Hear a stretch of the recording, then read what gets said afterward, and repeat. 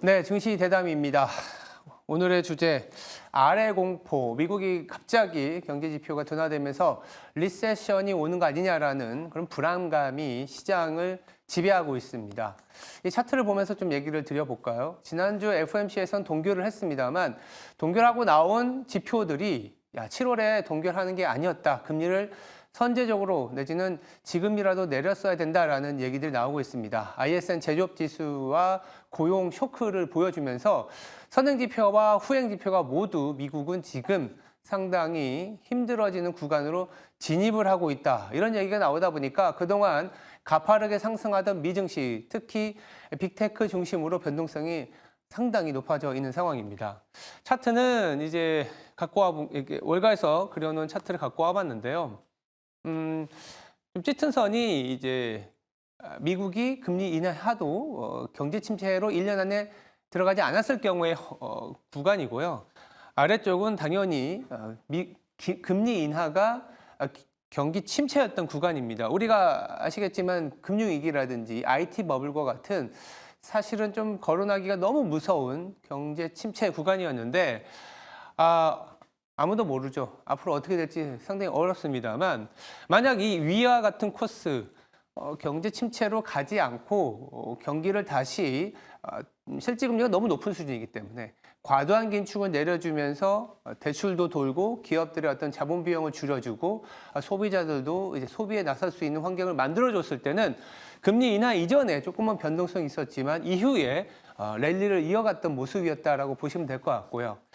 오히려 금융위기나 IT 버블처럼 너무 많은 밸류에이션과 쏠림 그리고 금리 인하가 실제로는 뒤늦게라도 대규모 실업 사태를 막기 위한 그런 어떤 금리 인하였다고 하면 상당한 변동성에 노출이 되어 있었습니다. 지금 어느 구간으로 갈지에 대한 판단이 중요한데 이 부분에 대한 얘기 그리고 최근에 AI 중심으로 변동성이 나타나고 있는데요. 가뜩이나 엔비디아 같은 경우에 고점에서 20% 이상 급락한 상태입니다. 엔비디아 어떻게 접근을 해야 될지도 다뤄보도록 하겠습니다. 네, 증시 대담 지금 바로 시작하겠습니다.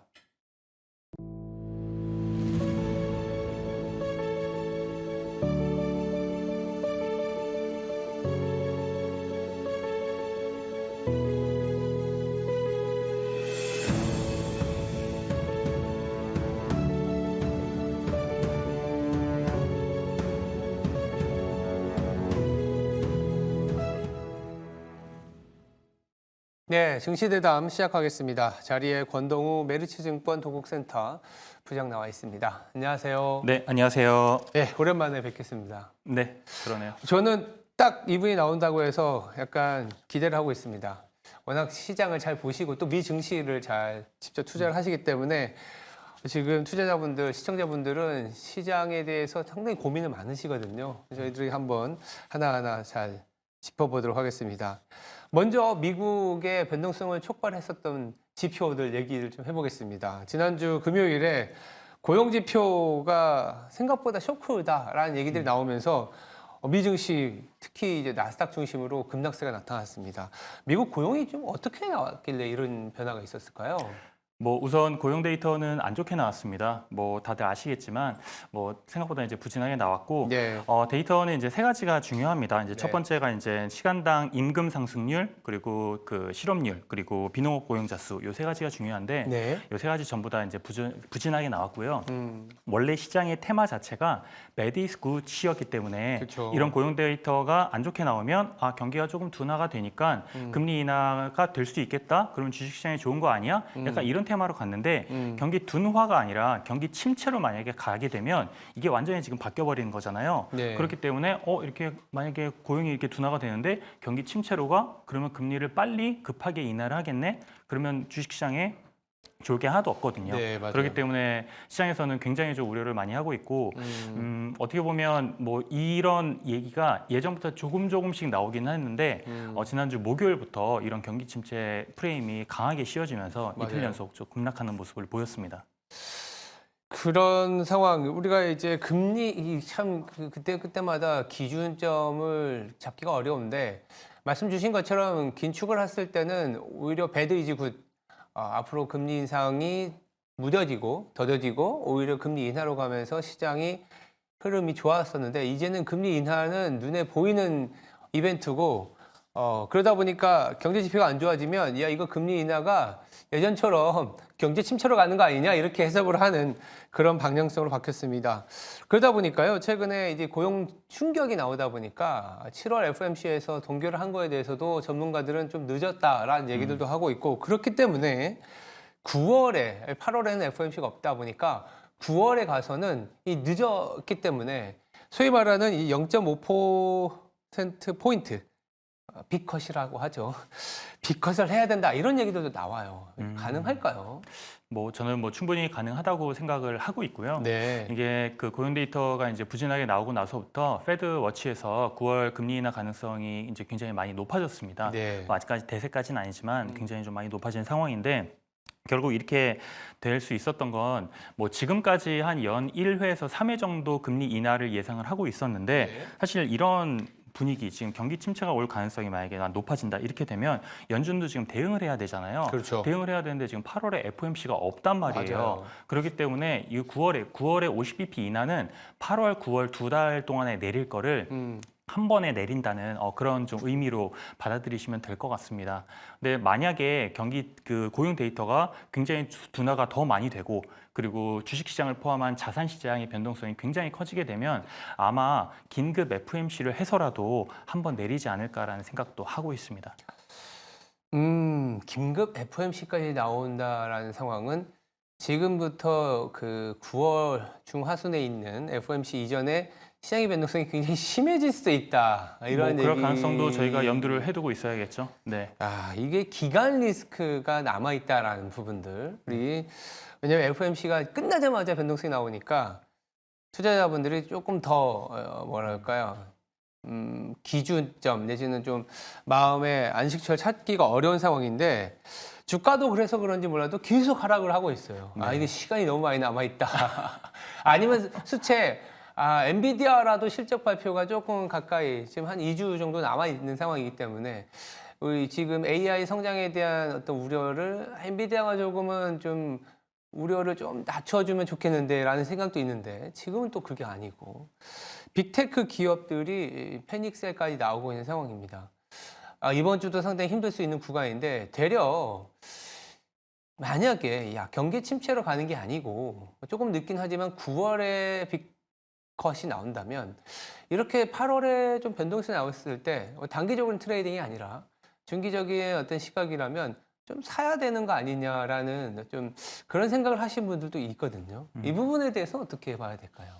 저는 뭐 이번에 뭐 경기 침체 뭐 얘기가 나오면서 주식시장이 잠깐 이렇게 좀 네. 출렁이는 이런 모습을 보이고 있기는 하지만 어쨌든 AI 이 메가 트렌드가 지금 꺾였다고 생각하고 있지는 않습니다. 네. 다만 지금 이번 주부터 시작해가지고 좀 빠졌으니까 저가 매수를 해야겠다라고 하는 거는 저는 조금 뒤로 좀 미루는 게 좀 좋지 않을까. 여전히 높은 수준이기 때문에. 네, 변동성이 굉장히 높아요. 그리고 저는 이번 하락이 결국에는 지금까지 주식이 굉장히 많이 올랐고 맞아요. 12개월 forward EPS PER 기준으로 봤을 때도 굉장히 지금 높은 수준이거든요. 거기에서 지금 조정이 왔기 때문에 저는 뭐 이 정도 그러니까 조정은 충분히 올 거라고 생각은 했지만 생각보다 이제 굉장히 좀 강하고 빠르게 그렇죠. 그리고 특히나 경기 침체라는 프레임을 동반해가지고 왔기 때문에 저도 사실 꽤 놀란 부분은 있기는 합니다. 네. 근데 저는 어쨌든 이 앞으로 지금 가장 중요한 메인 이벤트는 8월 22일에 있을 잭슨홀 미팅이 굉장히 중요하단 말이에요. 거기서 파월이 어떤 얘기를 할지가 굉장히 중요합니다.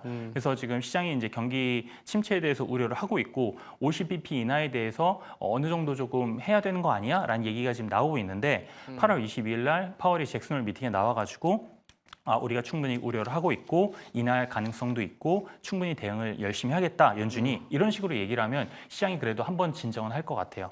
그런데 만약에 7월 달에는 우선 50bp 인하할 생각 없다고 그랬거든요. 맞아요. 그렇기 때문에 우리는 데이터를 한 번 더 볼 거고 조금 더 기다릴 거 이런 얘기가 만약에 나와버리면 그러면 한 번 더 또 충격이 있을 수 있습니다. 그래서 지금 오늘부터 시작해서 8월 20일 전까지는 8월 14일에 있을 CPI를 제외하고는 없거든요. 그리고 CPI도 만약에 나온다고 해도 약간 낮게 나오면 시장에서 예전에는 긍정적으로 반응을 했지만 지금은 이제는 부정적으로 생각할 수도 있어요. 그렇기 때문에 14일은 그냥 스킵하고 22일이 굉장히 중요합니다. 그래서 그 동안에는 저희가 그래도 투자를 하는 데 있어서 좀 조심을 해야 되지 않을까 그렇게 말씀을 드리고 싶습니다. 자, 8월 14일에 이제 CPI는 사실은 높게 나오면 높게 나오는 대로 안 좋게 보실 거고, 낮게 나오면 낮게 나오는 대로 이 봐라, 디플레이션, 경기 침체의 우려가 있지 않느냐라는 생각을 하게 될 것 같습니다. 22일이 중요한데, 말씀 주신 것처럼 8월 22일은 이제 미국에서 잭슨홀 미팅이 있고, FOMC가 없다 보니까 아마 투자자분들은 앞으로 한 2주 정도는 이제 변동성이 있기 때문에 빠른 대응보다는 조금은 뭐 현금화 했다면 좀 시간을 갖고 내용을 좀 보자. 이게 맞는 것 같습니다. 그런데 그럼에도 불구하고 우리가 아까 이제 부장님도 말씀 주신 것처럼 이후의 성장성으로 다시 회복을 해야 되는데 뭐 주가가 좀 뭐 잘 피해 있으면 고맙겠지만 그게 아니고 하락을 한 상태에서 다시 뭐 경제가 생동감 있게 올라가려면 생산성이 나와줘야 되지 않습니까? 네네. 그 생산성에서 우리가 AI 모멘텀을 배제시킬 것이다. 이런 부분은 아닌 것 같아요. 네. 당연히 AI 모멘텀이 부각이 돼야 될 것 같은데 그렇다면 우리가 또 한 가지 놓치지 말아야 되는 게 8월 22일 이후에 이제 바로 또 엔비디아 실적 발표 있지 않습니까? 네. 엔비디아가 고점에서 벌써 20% 이상 급락을 하다 보니까 좀 아픈 상황입니다. 엔비디아에 대한 접근 그리고 AI에 대한 접근 지금부터 어떻게 해야 될까요? 지금까지 엔비디아의 상승을 이끌어왔던 것을 단어 하나로 얘기를 하자면 독점이라고 독점이었다. 저는 생각을 하고 있습니다. 이게 지금까지 이제 학습용 GPU를 압도적으로 이제 성능을 좋게 만들다 보니까 네. 경쟁자가 지금 따라올 수도 없었고 네. 그렇기 때문에 비싼 가격으로 수요처가 많은 곳에 굉장히 많이 팔아서 매출과 이익, 마진 전부 다 이제 높은 수준을 이제 유지를 했었던 거죠. 그렇죠. 근데 제가 가장 사실은 좀 나름 좀 충격을 받았던 게 애플이 애플 인텔리전스, 애플 AI를 이제 그 개발을 학습을 하는데 구글 TPU를 썼다고 하더라고요. 물론 애플도 엔비디아 GPU를 구매를 하는데도 불구하고 TPU로 학습을 시킨 거예요. 그게 사실상 저한테는 약간 굉장히 큰 충격이었고 이렇게 되면 지금까지 엔비디아를 이끌어왔던 테마인 독점이라는 프레임이 깨지는 거 아닌가라는 그렇죠. 약간 그런 좀 약간 우려가 있었습니다. 그리고 하나 더 말씀을 드리면 주말 사이에 이제 디인포메이션이라고 하는 그 곳에서 그 기술 그 다루는 전문지에서 엔비디아의 차세대 아키텍처인 블랙웰이 지금 생산 그 이제 기술적 결함으로 3개월 정도 이제 출시 지연이 될 가능성에 대해서 언급을 했는데 물론 엔비디아에서는 부정을 하기는 했어요. 이거는 그렇게 되진 않을 것이다라고 얘기를 했는데 자세하게 또 얘기한 건 아니거든요. 그렇기 때문에 지금 디인포메이션에서 얘기한 게 만약에 일부라도 만약에 사실이다라고 밝혀지면 아마 시장에서는 조금 충격이 좀 있지 않을까 그런 생각을 하고 있습니다. 근데 그럼에도 불구하고 저는 엔비디아가 어쨌든 압도적인 수익성을 바탕으로 지금 AI 종목들 가장 선두권에서 지금 시장과 산업을 이끌고 있잖아요. 네. 지금 이런 프레임은 크게 변하지는 않을 것 같아요. 그렇기 때문에 지금과 같은 매크로가 지배하고 있는 이런 분위기, 그 부정적인 분위기가 조금만 완화가 된다라고 하면 가장 먼저 좀 강하게 반등할 종목이 엔비디아가 되지 않을까 그렇게 말씀을 드리고 싶습니다. 엔비디아가 갖고 왔었던 압도적인 지위, 즉 독점이었는데 그 독점의 뭐랄까요 지위가 좀 내려가는. 근데 그럼에도 불구하고 AI와 관련된 성장성에서 엔비디아가 할 수 있는 하고 있는 지위는 잃지는 않으니까. 그렇죠. 물론 왜냐면 밸류에이션이 이미 많이 하락했기 때문에 그만큼 다시 밸류에이션을 준다라는 건 아니지만 그래도 계속적인 성장성을 보여준다면 공교롭게도 2, 3주 후 아까 얘기해 주셨던 잭슨홀 미팅과 엔비디아 그리고 엔비디아가 실제 발표할 때는 아마 9월에 FOMC에 대한 그런 어떤 가이드 내지는 기대가 조금씩 살아날 수도 있기 때문에 그 기점으로 엔비디아가 또 힘을 내주고 나스닥을 중심으로 글로벌 증시도 힘을 내주는 구간이 오지 않을까라는 저도 기대를 해보고 있습니다.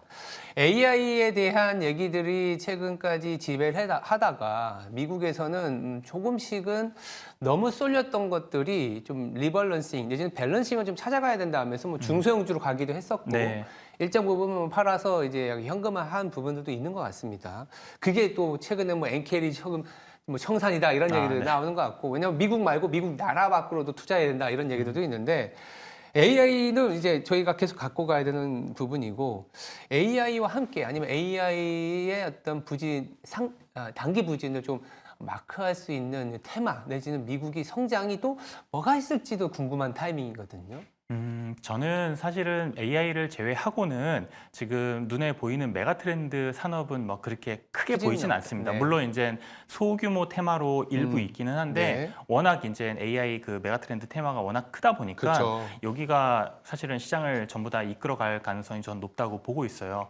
그 중간중간에 이제 밸류에이션이 너무 높고 하다 보면 이제 중소형주로 살짝 갈 수도 있는데 그 중소형주도 적자를 보는 그냥 뭐 코로나 때 많이 올랐던 그런 성장주보다는 실제로 적자에서 흑자로 턴어라운드를 하거나 캐시가 이제 꾸준히 이제 꽂히는 실제로 이익을 내는 그런 종목들 중에서 덜 오른 종목으로 좀 갈 수 있기는 한데 그런 종목들이 다 하나의 테마로 묶이기에는 좀 그렇고 다 약간 산발적으로 있단 말이에요. 그렇기 때문에 그런 종목들에 한꺼번에 간다기보다 그냥 AI와 이제 빅테크들이 이제 비싸졌을 때 그렇죠. 단기적으로 좀 중소형주에 잠깐 갔다가 다시 또 이쪽으로 오는 뭐 약간 어떻게 보면 약간 스윙 트레이드를 하는 그런 모습 정도는 보일 수 있지만 AI를 지금 대체할 수 있는 테마는 아직까지는 보이고 있지는 않습니다.